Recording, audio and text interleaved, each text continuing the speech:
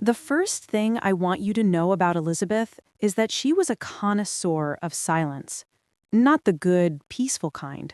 No, hers was a vast, heavy, orchestrated quiet that the house wore like a shroud. She moved through the perfectly polished rooms of their expensive home, 40 years old, a ghost in her own life, listening to the dust motes drift in the late afternoon sun. The hum of the refrigerator in the expansive, granite kitchen wasn't just a sound, it was the metronome of her loneliness, steady, relentless, and utterly indifferent. But the silence had a secret, a brutal, nightly betrayal that fractured her soul anew every time the clock struck 11. You see, Elizabeth's emotional prison wasn't built of cold stone, but of flimsy plasterboard. Their bedroom, a monument to their decade of marriage, stood right next to the guest room. The room James, her husband, used now, often with a different woman. Specifically, Juliana. At 11 o'clock exactly, the ticking of the ornate mantel clock in the hall would sync up not with the hum of the refrigerator, but with a different, sickening rhythm. It was a rhythm born of carelessness and cruelty, the low, breathy laughter of a woman who wasn't her, the muffled, deep groan of her husband, James, and the sickening creak of the guest bed frame, an old antique that James refused to replace. Every night, that cheap creak was the loudest sound in the entire world. It was an auditory violation, a physical assault delivered through the thin drywall. Elizabeth didn't just know he was with someone, she was forced to be an unwilling, excruciating witness. She would lie rigid in her matrimonial bed, the sheets cold on his side, her own body a tense wire, with her hands clamped over her ears, drowning in the acute, traumatizing melody of her husband's infidelity. She was dying in silence, yes, but the silence itself was a lie. The only truth was the sound of his betrayal. Elizabeth rarely cried now. Tears would only validate the shame. Instead, she developed a habit of staring at the dark window, tracing the silver path of the moonlight on the glass. In those long, agonizing moments, a fragmented memory would surface, not a picture, but an echo of sound. She remembered James's old laugh, not the low, predatory sound she heard through the wall now, but the one from their early years. It was a loud, joyous, utterly unrestrained burst that made his chest shake, usually after she'd made a terrible pun or won a silly argument. It was the sound of a man entirely devoted to her, a man whose presence in a room felt like a warm, comforting pressure. She used to feel that sound inside her, a shared joy. Now she felt the shame of Juliana's laughter, a sharp, foreign sound that echoed the truth. He still laughed like that, just not with her. James, 45 and built like a fortress, would eventually return to the room around 2 a.m. His presence was the final layer of the emotional absence. He wasn't malicious, he was simply gone. He would shower, the water a clinical sound washing away the evidence, and climb into his side of the bed, falling instantly into a deep, heavy sleep. He was there, yet entirely, brutally not there. Elizabeth would stare at his sleeping form, his breathing deep and even, and a cold, terrible question would crystallize in her mind. Did he even know he was destroying me? Did he even remember the woman who lies beside him? His unconscious repose was the deepest wound of all. It showed his complete lack of guilt, his utter detachment from the sound he had allowed to penetrate the wall between their lives. Elizabeth was trapped, sealed in the quiet house with the ghost of her husband's love and the nightly, visceral sound of his passion for another. It was a hell custom-made for a woman whose greatest fear was being invisible. Before our story truly begins, Settle in and let me know if you've ever felt the silence so loud it has its own voice. If you enjoy stories that listen to the quiet moments, be sure to subscribe to my channel. Now let's go back to the day the quiet was finally broken. The breaking point didn't look dramatic. It looked like a 40-year-old woman curled into a fetal position on the vast, pristine, leather sofa, the silent tears finally coming, not as a flood, but as a slow, corrosive seep. Elizabeth was wearing the infamous cement-colored cardigan, Rose's description, and the soft, worn velvet felt like a comfort and a trap at all once. The emotional floor had collapsed a week ago when she found the silver earring, Juliana's earring. But the final descent was that afternoon when the silence itself became unbearable. She reached for the phone, her fingers numb, the screen's brightness shocking after so much internal darkness. Rose answered on the second ring, her voice sharp and vibrant, a sudden, welcome blast of reality into Elizabeth's covered prison. "You sound like you're talking through cotton wool, Lizzie. What is it? You're not going to tell me you finally found a way to soundproof that damn guest room, are you?" The casual mention of the room, the source of her torment, cracked Elizabeth's facade. "I need help, Rose," she choked out, the word help tasting like bile. "I'm ashamed. I'm so deeply ashamed." She didn't talk about James. She talked about the sound. She detailed the nightly terror with the stark clarity of a trauma victim. The exact clock strike of 11, the dull, rhythmic creak of the antique bed frame, the sound that had become so personalized, so intimate, that it was the true soundtrack of her marriage. But the worst part, the part that she confided only in Rose, was the laughter. "It's her," she whispered into the phone, her voice threadbare. "Juliana, she has this low, breathy, joyful laughter, Rose, and I hear it clearly. It makes me feel like I'm in a hidden cavity in the wall, watching my own life played out as a cheap, sensual theater. I'm not just being cheated on, I'm being forced to witness his happiness with someone else. I hear the happiness he refuses to share with me." The confession hung heavy in the air, a raw, undeniable wound. Rose didn't rush to offer the typical soothing platitudes. Instead, the screen switched to a video call, and Rose's gaze, sharp and uncompromising, zeroed in on Elizabeth. "Look at yourself, Lizzie," she commanded, not with malice, but with a fierce, wounded affection. "You called me because you found a piece of evidence. You're clutching that phone like a shield. You've let James's negligence turn you into the silent, agreeable martyr. You've become the wallpaper of your own marriage, Lizzie. And he can't cheat on the wallpaper because he doesn't even see it." That phrase, the wallpaper, was a jolt of harsh, painful reality. It was a mirror reflecting the horrifying truth of her invisibility. Elizabeth flinched, the accusation landing with more force than any insult James could have hurled. "He pushed me out," Elizabeth defended weakly, tears finally stinging her eyes. "No," Rose countered instantly, leaning into the camera, her eyes blazing with a fierce, necessary fire. "You stepped out of the spotlight yourself. You traded your fire for comfort. And James, he's a man. They are predictable and shallow. He went looking for the fire you willingly banked." The conversation pivoted, cutting away the dead weight of pity and moving straight to action. Rose's voice dropped, becoming a low, conspiratorial murmur, the voice of a tactical commander. "You won't win him back by begging, and you certainly won't win him back by enduring the creaking bed. You will win his attention back by becoming the woman he's afraid to lose. You have to make him jealous, Lizzie. You have to become desirable to other men and make sure he registers that threat." Elizabeth's breath hitched. The sheer audacity of the plan, the emotional infidelity of the pretense made her heart pound against her ribs. "I can't pretend to cheat, Rose. That's That's just swapping one poison for another.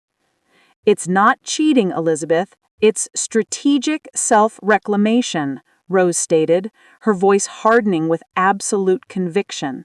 You don't sleep with anyone. You don't even flirt. You simply dress like a woman who expects to be seen. You walk out the door every single night he's home, and you come back smelling of an expensive cologne that isn't his. You replace the sound of his betrayal with the sound of your unavailability. Rose noticed a slight change in Elizabeth's posture, the wire of tension loosening, replaced by a flicker of illicit excitement, a pulse of raw power. Your first task is simple. Burn the cardigan. Then you'll go shopping. You need fabrics that demand to be touched, shoes that announce your arrival. The transformation wasn't a makeover. It was an act of archaeological self-discovery. Elizabeth had unearthed the powerful woman buried beneath years of beige conformity, and now she was clothing her in armor. The first step was ritualistic. The cement-colored cardigan was not merely discarded. It was ceremoniously torn, crumpled, and dropped into the garbage bin. A silent execution of the agreeable martyr she was done being. The new wardrobe was a shock to her system, a foreign language spoken in fabrics and silhouettes. Rose had insisted on two key pieces, non-negotiable, non-returnable: the shimmering, deep emerald silk dress and a pair of stiletto heels that were aggressively, unapologetically high. The feel of the silk against Elizabeth's skin was the first sensory awakening she'd experienced in years. It was cool, smooth, and electric, moving with her body, not just covering it. This wasn't the forgiving cotton of her old life. This fabric demanded a posture, a confidence, a very specific, sensual ownership of her own form. It clung to the memory of her curves, making her feel taut, dangerous, and startlingly visible. She studied her reflection, the vibrant color bringing a warmth back to her cheeks that had been bleached out by months of quiet despair. The plum lipstick, applied with a steady hand, felt like a declaration of war on invisibility. The heels were the most vital part of the arsenal. They were sleek, black, patent leather, and absurdly high. The first time she tried to walk in them on the polished hardwood floor, she wobbled, feeling clumsy and exposed. But by the 10th attempt, her body remembered the rhythm of power. When the heel struck the marble floor of the foyer, it didn't just tap, it resonated, a sharp, metallic click, click, click that was loud, decisive, and utterly incapable of being ignored. That sound alone was the counter-argument to Juliana's muffled giggles and the creaking bed. I am here. I am leaving. Listen. The final layer was the scent. She opened the bottle of the heavy, smoky oud perfume Rose had selected, a scent that wasn't fresh or floral or polite. It smelled like warm leather, illicit spice, and expensive secrets. She applied a careful, deliberate amount to her pulse points, inhaling deeply. It was a perfume that demanded attention, that lingered in a room after the wearer had left, marking territory. It was the scent of a woman who was the event, not the background. She stood ready, the entire ensemble a deliberate provocation. This was not the mother of his children. This was not the quiet partner. This was a sophisticated stranger, vibrant and dangerously unreadable. That night, James was in the den watching a golf tournament he wasn't actually watching. He was usually glued to his phone around this time, waiting for Juliana's inevitable text. Elizabeth didn't speak. She didn't call attention to herself. She simply walked. The powerful click of the heels on the marble floor sliced through the manufactured tranquility of the house. Click, click, click. Each step was a hammer blow against his carefully constructed indifference. Elizabeth saw his reaction in a single, telling flicker. His head didn't turn, but his neck snapped rigid. The remote in his hand paused its motion. The air, thick with her new, bold scent, invaded his safe little bubble. He inhaled, a deep, involuntary breath that betrayed the sudden, violent intrusion of his wife's unexpected sensuality. James asked, his voice rough, lacking its usual bored composure. He still hadn't looked at her, fixing his gaze on the flat screen, but his entire posture was one of startled defense. "Late night, Elizabeth?" "Perhaps," she replied, her voice low and even, utterly devoid of the warmth or fear he was accustomed to. She didn't elaborate. She didn't invite conversation. She stood in the entryway, the emerald silk catching the light, and let the ambiguity hang heavy. The tension felt physical, stretching like a rope pulled tight between them. Then, she executed the most terrifying part of the plan: the exit. She walked out the front door, the click of the lock echoing her finality. She drove to a busy, dimly lit downtown bar, a place she would never usually frequent. She chose a high stool at the end of the bar, ordered a clear cocktail, and sat, alone and terrifyingly conspicuous. This wasn't about meeting a man. This was about the internal courage it takes to invite the gaze of others. She felt the eyes on her, the interested ones, the envious ones. She caught the eye of a businessman across the room, and the smile she offered was not flirtatious, but a controlled, detached curve of her lips that signaled unavailability and immense self-possession. She was practicing the art of being desired without needing to be possessed. Every glance she received, every slow appreciation from a stranger, poured a tiny, necessary dose of sensual power back into her soul. It was frightening, exhilarating, and completely essential for her survival. She checked her watch. 11:45 p.m. Past the nightly ritual, and she was nowhere near home. She returned just after midnight. As her car pulled silently into the driveway, she noticed the house was dark, but a faint, restless light glowed from their bedroom window. James wasn't in the den. He was upstairs, waiting, listening. The sharp, deliberate click-click-click of her heels traversing the marble foyer was deafening in the sleeping house. She lingered in the hall, pulling off the black leather gloves she hadn't needed, deliberately allowing the oud scent to saturate the air near the den. When she entered the bedroom, the air was vibrating with unspoken questions. James was standing by the window, not in his usual post-infidelity slumber, but awake, alert, and wearing a tight, confused frown. His eyes tracked her movements, the sleek silk, the impossible heels, and the triumphant, weary look on her face, as if she were a complicated puzzle he couldn't solve. He didn't ask where she had been. He just asked, his voice low, a dangerous rumble of newly awakened jealousy, "What are you doing, Elizabeth?" The question wasn't about an affair. It was about her change. It was the first crack in his years of studied indifference. The plan was working. Her internal spirit, infused with a newfound, terrifying vitality, felt a surge of cold, focused power. She was awake, and for the first time, James was restless. He didn't ask where she had been. That would have required the direct engagement of a worried husband. Instead, James stood by the window, his large, imposing body rigid with a tension Elizabeth hadn't seen in years. He was demanding an explanation for the disruption of his routine, not the protection of their vows.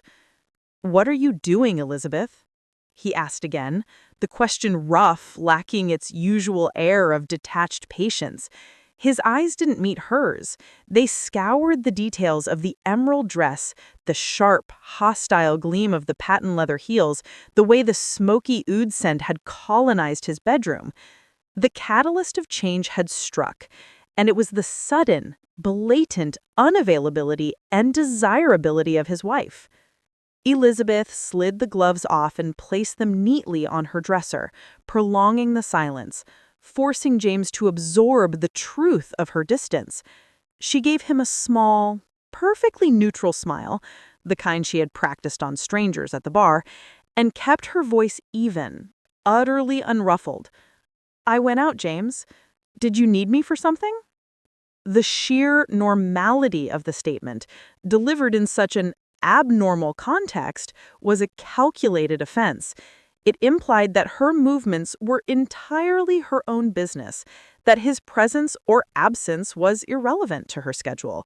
He was used to her moving around him, catering to his silence. Now she was moving independently from him. He took a restless step toward her, the proximity tightening the atmosphere. He reached out and caught her wrist, his grip firm, a rare, demanding physical contact that signaled the sudden shift in their power dynamic. "What things, Elizabeth? What is this? The clothes, the late hours, this sudden—" He gestured vaguely at her, unable to name the vibrant defiance. His choice of word, vibrancy, was a crushing irony. He was complaining about the very spirit he had extinguished and then sought elsewhere. The physical tension between them was immense, built on months of neglect, suddenly converted into acute, demanding jealousy. Elizabeth did not pull away. She allowed the touch, but her— Weeks later. The calendar pages had turned, marking the slow, agonizing passage of time since the explosion in the living room. The in-laws had left the next morning, their goodbyes strained, their faces etched with the awkward burden of the truth. James and Elizabeth existed in the same house, but they were no longer a married couple. They were two weary occupants of a shared tomb, bound only by legal documents and the silent protocol of avoidance. The new normal wasn't reconciliation, nor was it divorce papers. It was a profound, cold indifference. James had retreated further into his work, his study door now closed with a definitive, defeated finality.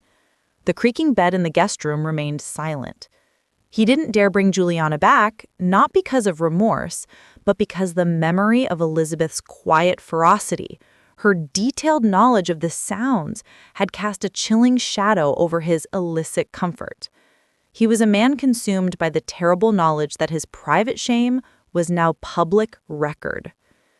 Elizabeth's routine was now hers and hers alone.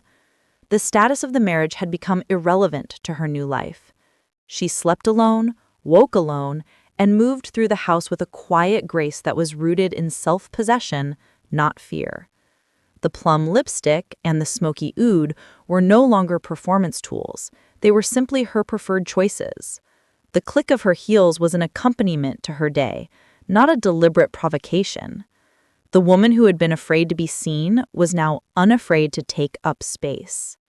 She had started small. The leather-bound travel journal, once dusty and pristine, now lay open on her desk, its pages filling slowly with sketches and reflections.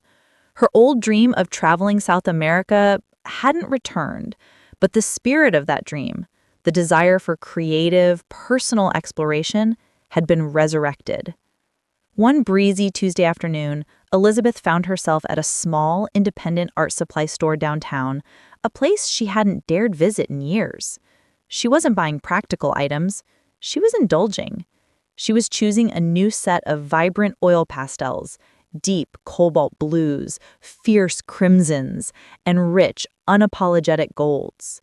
These were the colors she'd avoided in her wardrobe, now embraced in her art. She stood near the counter, the smell of turpentine and fresh canvas a sharp, invigorating scent that contrasted beautifully with the lingering, complicated perfume on her wrists. She was absorbed, lost in the possibility of texture and color, when a sudden, familiar voice broke through her concentration. I knew you'd end up here eventually." Elizabeth looked up. It was Rose. Rose wasn't wearing an elaborate, tailored suit. She was in jeans and a sharp blazer, looking utterly real and grounded. She hadn't called or visited much since the meeting, respecting the vast, quiet space Elizabeth needed for her internal restructuring. No dramatic words were exchanged. There was no need for an update on James, no dissection of the meeting's outcome.